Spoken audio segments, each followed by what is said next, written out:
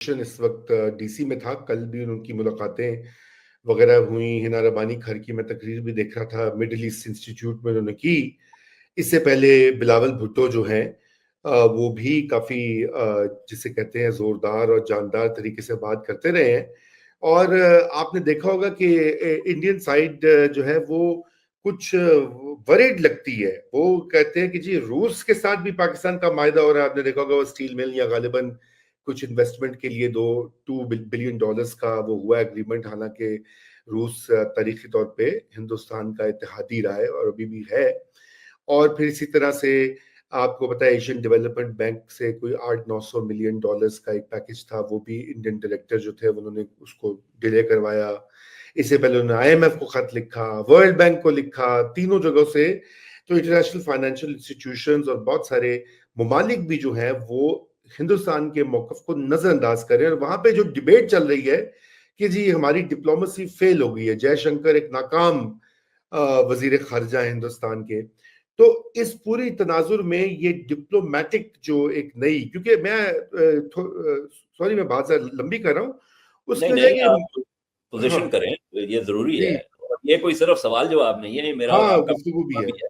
جی تو مودی جی نے تو کافی سالوں سے ایک نیریٹو بنایا ہوا تھا کہ پاکستان کو آئسولیٹ کرنا ہے, ان کا گول تھا. پھر انہوں نے اعلان بھی کیا بڑے دبنگ طریقے سے کہ جی ہم نے آئسولیٹ کر دیا ہے. یہ جب کشمیر میں 2019 کو انہوں نے ضم کیا, آرٹیکل 370 کو ختم کیا کہ جی آئسولیٹ ہو گیا ہے, ختم ہو گیا ہے, یہ ہو گیا ہے.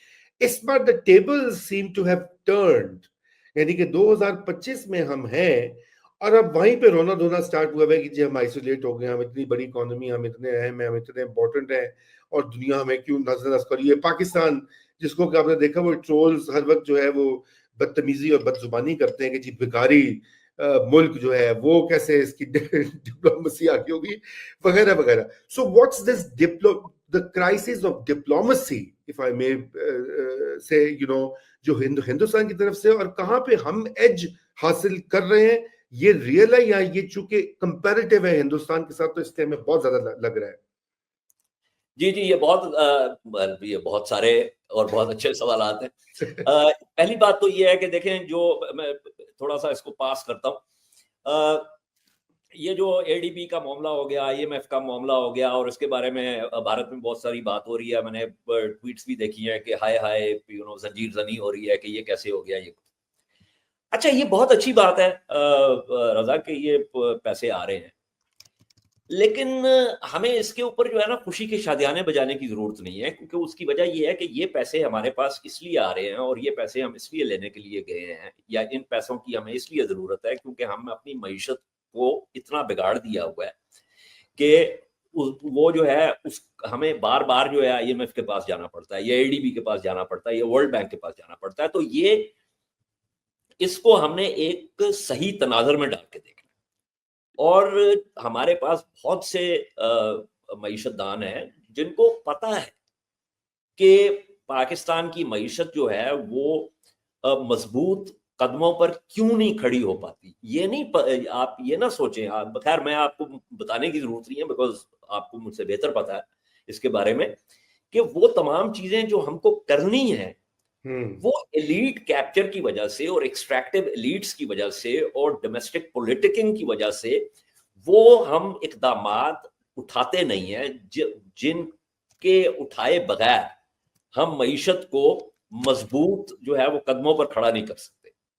تو اس لیے پہلی بات تو یہ ہے کہ یہ بہت اچھی بات ہے, وہاں پہ ان کو برن آل کی ضرورت پڑ رہی ہے, وہ اپنی جگہ پہ ہے, لیکن ہمیں جو ہے وہ چھلانگیں لگانے کی بھی ضرورت نہیں ہے اور ایک دوسرے کو تھاپڑا دینے کی بھی ضرورت نہیں ہے کہ جی چونکہ یہ ہمارے پاس پیسے آئے گئے. سب سے پہلے ہم نے یہ دیکھنا ہے کہ ہم یہ پیسے جو ہے وہ کیوں لینے کے لیے گئے تھے.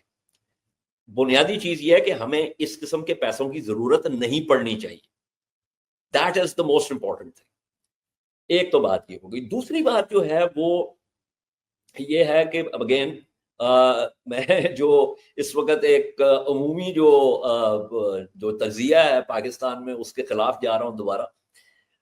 ہماری کوئی خاص سفارتی کامیابی نہیں ہے رضا. یہ ہماری جو بھی کامیابی ہے نا, یہ بنیادی طور پر بھارت کی ناکامی ہے. ٹھیک ہے. تو مطلب ہے کہ یہ کوئی مطلب دس success in other words does not inhere in what we have done but in what India has not been able to do. تو اس لیے اس کو بھی ہمیں ایک صحیح تناظر میں دیکھنے کی ضرورت ہے. اب آئیں اس بات پر کہ بھارت کا یہ حال کیوں ہوا ہے. دیکھیے جے شنکر صاحب جو ہے نا وہ گزشتہ کوئی 3-3.5 سال سے, اور یہ میں ہوا میں بات نہیں کر رہا, آپ جا کے ان کے کلپس اٹھا کے دیکھیں, وہ ہر جگہ جا کے نا بنیادی طور پہ وہ ایک استاد ایک معلم کے طور پر اپنے آپ کو پیش کرتے تھے, اور آگے جو لوگ بیٹھے ہوتے تھے جیسے کہ وہ شاگرد بیٹھے ہوں, اور معلم جو ہے وہ اپنا جو بہتر علم ہے وہ شاگردوں پر جھاڑ رہا. ہر ایک کو یورپ کو جا کے یہ کہتے رہے, اچھا اسٹریٹجک آٹونومی کی بات کرتے رہے. پھر انہوں نے کہا جی یہ روسو یوکرین وار آپ کا کیا خیال ہے کہ جو ہمیں کیا مسئلہ ہے جی, آپ سمجھتے ہیں کہ یورپ کے سے باہر دنیا ہی کوئی نہیں ہے, ہمارا تو تاریخی جو تجربہ ہے وہی بالکل فرق ہے.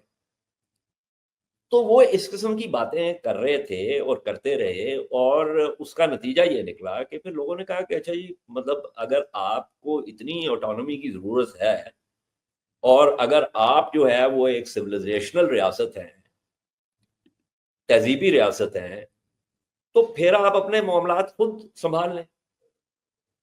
تو اس کا ان کو نقصان ہوا. دوسری ایک اور چیز اس میں جو ہے نا کہ پاکستان کو تنہا کرنے کی جو بات ہے, یہ میں گزشتہ 4 سال سے, ایک تو ہمارے یہاں بھی تو بہت زنجیر زنی ہوتی ہے نا, اور ہم سے زیادہ جو ہے اپنے آپ پر ملامت کرنے والی قوم بھی کوئی نہیں ہے.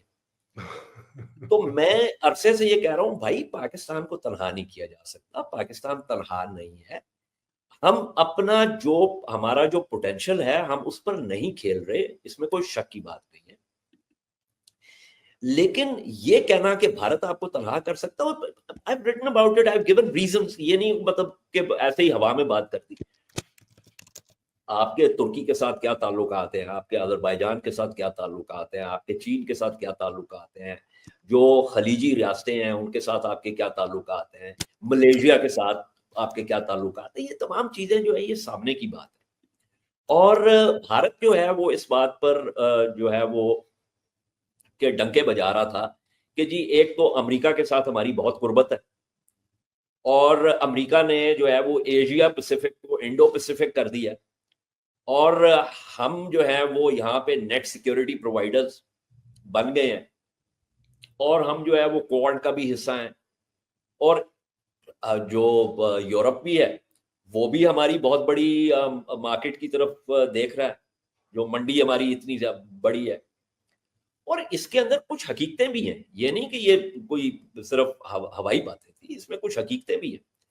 لیکن اس کی وجہ سے جو ایک غرور اور ایک فرعونیت اور ایک تکبر جو ہے وہ بدھی میں آ گیا, دماغ میں آ گیا نا, تو اس سے پھر اندازہ نہیں رہا کہ جو بیلنس آف پاور ہے نا اس کے اندر صرف مارکیٹ کا ایشو نہیں ہوتا, اس کے اندر صرف یہ نہیں ایشو ہوتا کہ دنیا کی کتنی ملٹی نیشنلز میں آپ کے سی ای اوز بیٹھے ہیں آف انڈین اوریجن, اس کے اندر اور بہت سے ویریبلز اور فیکٹرز آ جاتے ہیں, اور وہ they come in to play like they have. یہ ہے کہ 2 ایٹمی قوتیں ہیں, آپ یہ کہہ رہے ہیں کہ ہمیں کوئی ثبوت دینے کی ضرورت نہیں, اور اس دفعہ ہوا بھی یہ. انہوں نے جب سفارتکاروں کو بلایا, یہ میں نے پہلے بھی ذکر کیا آپ کے پروگرام پہ, انہوں نے جب سفارتکاروں کو بلایا تو سفارتکاروں نے باہر آ کے کہا کہ جی انہوں نے تو کوئی ہمیں اسموکنگ گن نہیں دی. اب آپ یہ بھی دیکھ لیں کہ بھائی آپ تو الزام یہ دھر رہے ہیں کہ پاکستانیوں نے آ کے یہ کیا, تو وہ جو 9 جو گھر ہیں جو کشمیریوں کے جو آپ نے گرائے ہیں, ان کی جو پراپرٹیز کو نقصان پہنچایا ہے, وہ کس لیے پہنچایا؟ ابھی تک آپ نے کون سے شواہد جو ہے سامنے رکھے ہیں پہلگام کے حوالے سے؟ ہمیں چھوڑ دیں, پاکستان کو گولی مارے, باقی لوگوں کو تو کنونس کر لیں, وہ دے دیں ثبوت, ان کو شواہد دے دیں. یہ جو بات ہو رہی ہے نا, یہ جو مودی صاحب نے جو بات کی ہے کہ ہمیں ثبوت دینے کی, شواہد دینے کی ضرورت نہیں ہے, یہ بنیادی طور پہ ایشو یہی ہے. وہ جو اپنا پلوامہ کا حملہ ہوا تھا اس کے اوپر ان کے اپنے جو ابھی بھی ان کے ہاں جو ہے خوش قسمتی سے بہت اچھے صحافی موجود ہیں بھارت میں. ایسے صحافی موجود ہیں, ان کی تعداد بہت کم ہے, لیکن ایسے صحافی موجود ہیں جو کہ واقعی صحافت کے اصولوں کو مد نظر رکھتے ہوئے جو ہے وہ بات کرتے ہیں اور لکھتے ہیں. تو فرنٹ لائن نے تو اور کیراوین وغیرہ نے تو ان کے اوپر بے شمار سوالات اٹھائے ہیں. جی جی بالکل. تو کہنے کا مقصد یہ ہے کہ یہ جو دنیا کے لیے معاملہ ہے نا کہ بھارت نے یہ فیصلہ کیا ہے کہ وہ ثبوت اس کو دینے کی ضرورت نہیں ہے, یہ لوگوں کو ہضم نہیں ہو سکتا ہے, کیونکہ یہ کوئی جو ہے وہ کوئی اپنا ہائی اسکول میں لڑکوں کی لڑائی نہیں ہے کہ جس کے اندر دو گروپس نے کہا کہ چلو باہر نکل کے بیٹھتے ہیں ایک دوسرے کو.